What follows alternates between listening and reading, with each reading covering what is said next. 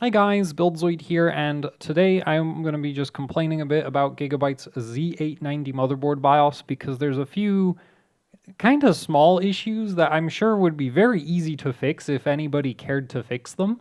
And the reason I'm making this video is because Gigabyte announced this board, right? And right off the bat, it should be immediately obvious why I like this board so much. It's 1 DIMM per channel, it's got a postcode, and well, that's all you really need to say, right? Like, I already like it. So yeah, on paper, this looks like it would be just an amazing memory overclocking motherboard to use with Arrow Lake or Arrow Lake refresh CPUs. This will be launching with the Arrow Lake refresh CPUs.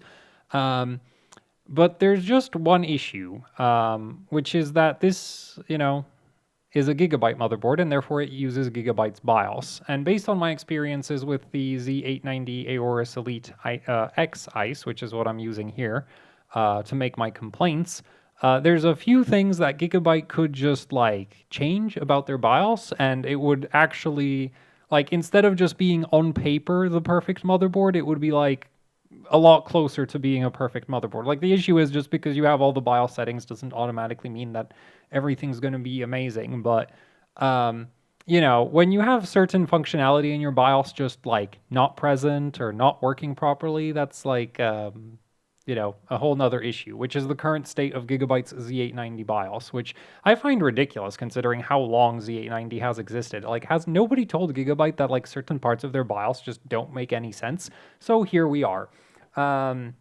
Let's get into it. So the first complaints are kind of nitpicky, and they're related to the memory settings. So here we have gear mode, memory boot mode, real-time memory timing, fine granularity refresh, memory enhancement settings. I believe this just preloads some termination and drive strength presets, or maybe messes with memory training settings, but yeah, this isn't really well explained whatsoever. Memory channel detection message, retry loop count. There is no power down mode off setting. And the reason I bring this up is because my ASRock Z890 OC formula does have a power down mode off setting. And the Asus Z790 and MSI Z790 motherboards have a power down mode off setting. And Z890, the thing is, I haven't tested a Z890 MSI or Asus board yet, but I would imagine that they also have a power down mode offsetting. So, if you're going to be making a memory overclocking centric motherboard like the Z890 Aorus Elite Duo X, not having the ability to disable power down mode is kind of dumb, right? The thing is, it's not a huge deal because power down mode only affects very low intensity memory workloads, because basically if you're actively using the memory, it won't go into power down mode. But if you run something like the idle latency test, which basically doesn't load the memory at all, it actually gets affected by turning off power down mode. That's why AMD AMD motherboards have power down mode off as standard, and the AGSA even disables it by default because it makes idle latency numbers look better. And also there are some benchmarks that actually respond to that. But basically, if you have an Intel motherboard and you don't have the option to turn off power down mode, you can improve power down mode entry and exit performance by messing with these 5 timings right here. This is TXP and then the PDEN timings, which PDEN just stands for power down enable. And the thing is yeah, but instead of messing with these 5 timings, you could just or 4 timings, instead of messing with them, you could just turn off power down mode on any other motherboard. At least I'm not sure if any other motherboard, but I could turn on the ASRock OC formula I can just turn off power down mode. So yeah, that just seems that setting should just be available in the BIOS. It should just not be missing. There's no reason for it to be missing. So yeah, they should just add that somewhere. Probably here, because that's in this menu, if you had a AM5 motherboard from Gigabyte, this is the menu where you find the power down mode off settings. It's right here. And on Z890, they don't have it because I guess Intel didn't give them a nice power down mode toggle, so they just didn't put one in the menu. So that's kind of lame as far as I'm concerned. Now, another complaint. We have tRCD, but we don't have tRCDWR. tRCDWR is supported by the Arrow Lake memory controller, so there's just no reason for that setting to not be available in the BIOS. Other than that, Gigabyte still hasn't unlinked TRP from tRCD, which is ridiculous because TRP got unlinked from tRCD with like Z690 or maybe even 11th gen. That would have been like Z590. And Gigabyte, actually, what's funny is they did get the memo, or at least one person at Gigabyte definitely got the memo, because you can get extreme overclocking BIOSes for Gigabyte boards that have TRP separated from tRCD. And I believe those BIOSes often even have tRCDWR available in them. But then you get your, mainstream BIOS for your Z890 Gigabyte board, and TRP is linked to tRCD. So, and I'm not sure if it actually still works this way, but it used to. Basically, whichever of these two is highest is the one that gets applied to both. So let's quickly try that. Fortunately, this board boots really quickly. Quickly-ish.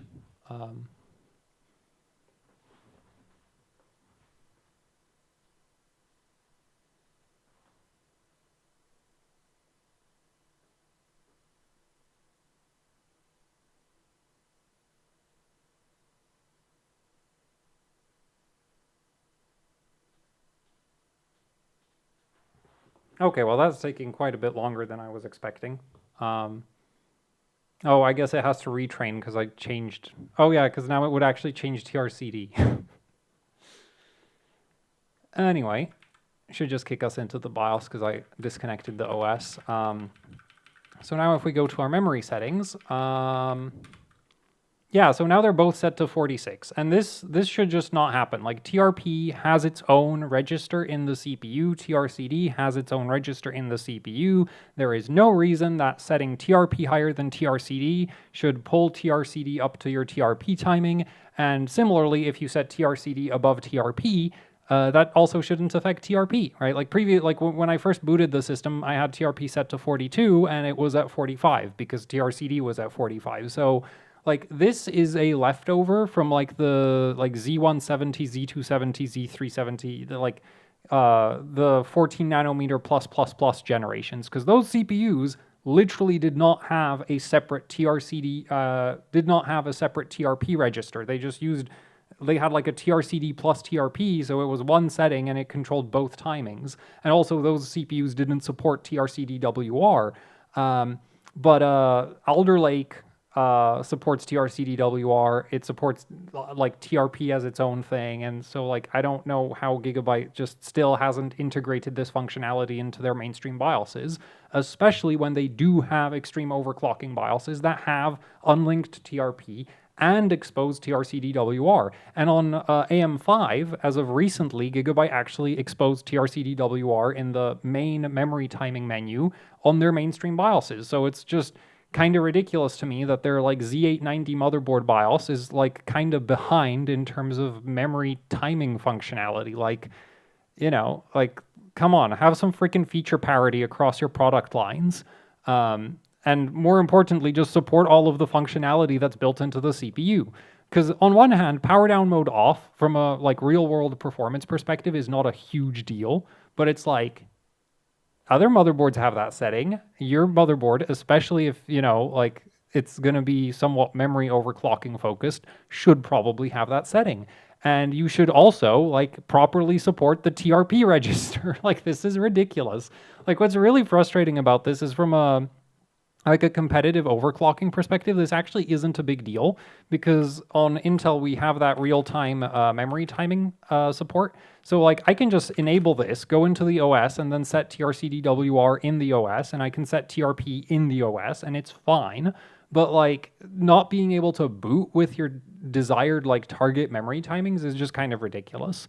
Like, yeah, I guess you could set it up so that when your system, like every time you reboot your system, you manually reset your tRCDWR and your TRP timing, but like, wouldn't it just be better if the motherboard just had that functionality built into the BIOS, especially since it's like standard functionality across most of the other manufacturers and all of like AM5?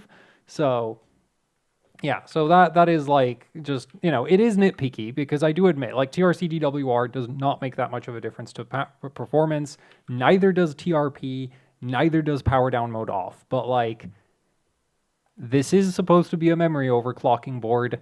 It shouldn't be missing memory overclocking related settings. Okay, like, I think that's kind of ridiculous. So that's I think the like nitpicky end of my video. Now let's get to the more just like this one actually just doesn't make any sense to me, which is the voltage settings. So as we all know, Arrow Lake has a DLVR, and the DLVR has an input voltage, which is supplied by the motherboard, and then it has an output voltage, which is what the DLVR produces from the input voltage that the motherboard sends to it.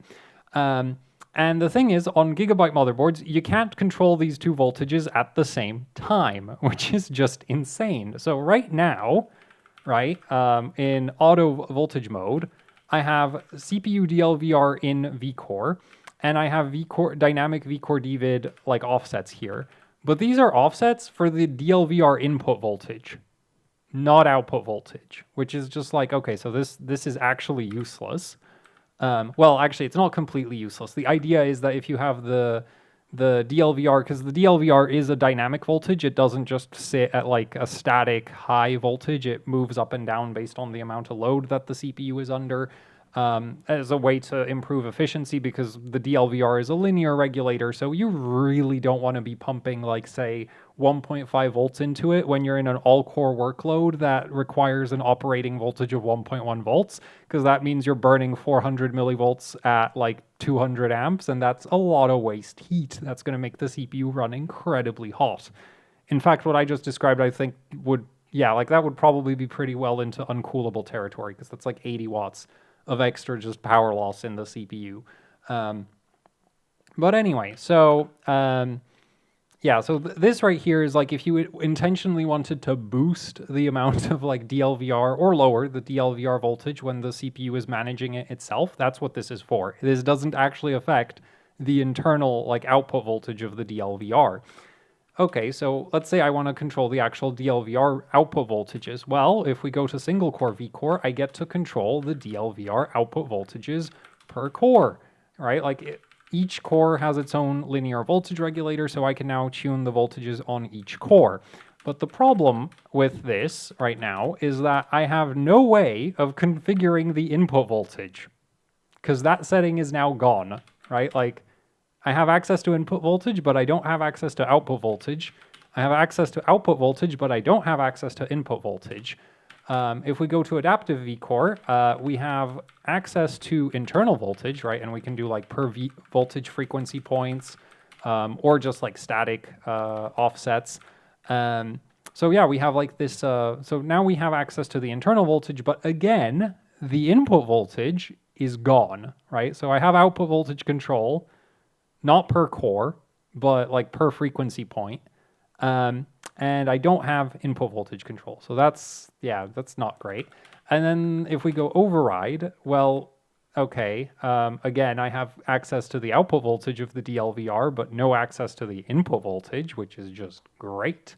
And then we have fixed vCore, where I can control the DLVR input voltage, but I can't control the output voltage. So there's a really simple fix for this. These two settings right here, and honestly, like, I don't know why this one exists, but, well, no, I can kind of understand why it exists. I don't really see much utility in it existing, but I can understand why it exists. But anyway, so there's a really simple fix for this. You could just have this setting not disappear, and then this wouldn't be an issue. And now that I've said that, I wonder, because it's available here. So I'm wondering if I set this to single core. Oh yeah, it's still, oh wait, no, it's gone. Okay, well that is actually, yeah. Yeah, so this is just really dumb, okay? Because the thing about the input voltage is, if you're trying to like minimize the operating temperature of your Arrow Lake CPU, you want to run as low an input voltage as possible, because any extra input voltage that you feed the DLVR just gets turned into heat. And with Arrow Lake at least, yeah, like I've done some benching with Arrow Lake, and the best scores I was getting were with the DLVR input voltage basically right on top of the output voltage. Now, there is a few things that you need to do in order for that to work properly, because normally if you try to do that, the CPU is going to complain that it doesn't have enough like margin between the input voltage and the output voltage for the like regulation to actually do its thing. But like you can just turn all of those safeties off, and then you can run like really low input voltages, which massively reduces CPU thermals and gets you more overclocking headroom, because Arrow Lake is very temperature sensitive, like most modern silicon, right? Like that's just like as transistor sizes get smaller, the silicon gets more and more temperature sensitive. And so being able to minimize your input voltage while also manually controlling your output voltages is kind of important for Arrow Lake overclocking. And so having a Z890 motherboard where you can control either the output voltage or the input voltage, but not both at the same time, is kind of a pretty major design flaw as far as I'm concerned, right? And this is what, and again, like this should be really easy to fix, because all Gigabyte has to do is not make this setting disappear. Like I don't know why it, like why would you, like why do you make it go away? Like just keep it. Like just don't have it tied to the vCore voltage mode. Because the thing is, like on the OC formula, like the DLVR input voltage is just its own setting, and like yeah, and it's just permanently there, and I can do whatever I want with it. I can even set it below the output voltage, which leads to some pretty funny things. I mean, basically the DLVR just gives up and it turns into a sort of unofficial bypass mode, but yeah, like so Gigabyte's just like this just doesn't make any sense to me. Like this makes even less sense than like the TRP tRCD thing, because it's like, okay, I can kind of understand that nobody's been bothered to update the way that memory timings work on Gigabyte Intel motherboards for, well, since like Skylake, right? Because the TRP and tRCD got linked with the Skylake CPUs, and so they've just kind of had them linked together ever since then. And it's like, okay, I can kind of understand that. But like this vCore selection thing is new for Z890, right? Like the DLVR input voltage setting is brand new for Z890. So like, why does it disappear is just like Gigabyte logic. So anyway, yeah, hopefully like they do something about this, because this is just hella dumb. You know, like to me, it basically invalidates, like if you're going to be buying a Z890 motherboard and you get this kind of voltage control scheme, like it just kind of invalidates having a Z890 motherboard. Like at that point, you could just buy a B860, because you don't have proper voltage control on an Arrow Lake CPU, where that's kind of, you know, important to have proper voltage control, because you like a lot of the overclocking of these chips is just kind of getting the DLVR to like get out of the way, please. So yeah,